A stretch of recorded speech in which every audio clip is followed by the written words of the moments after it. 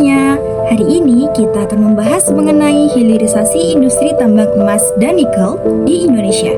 Indonesia dikenal kaya akan berbagai sumber daya alam, terutama emas dan nikel yang menjadi penyumbang penting bagi devisa negara kita. Namun masalahnya, selama ini hasil tambang itu lebih banyak diekspor dalam bentuk bahan mentah. Akibatnya, nilai tambah yang besar justru dinikmati negara lain yang mengubah bahan mentah itu menjadi produk jadi.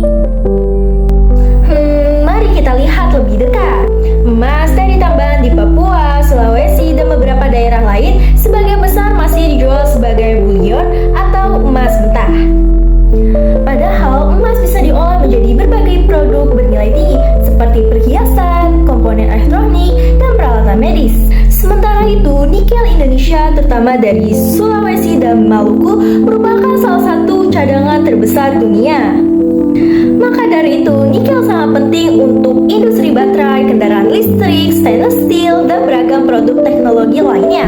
Kalau hanya untuk mengekspor nikel mentah, kita akan kehilangan peluang besar untuk mendapatkan nilai tambah dari proses industri tersebut. Nah, disinilah konsep hilirisasi menjadi kunci. Hilirisasi berarti mengolah bahan mentah menjadi produk setengah jadi atau produk akhir sebelum dijual. Pemerintah Indonesia sekarang mendorong pembangunan smelter, pabrik pemurnian, dan pengolahan agar emas dan nikel bisa diproses di dalam negeri.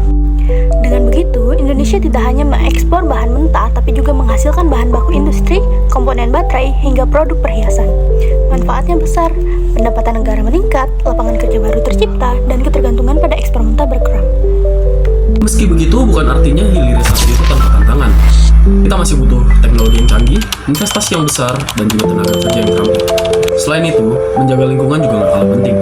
Kegiatan tambang dan pengolahan tetap harus mengikuti standar keberlanjutan agar tidak merusak ekosistem.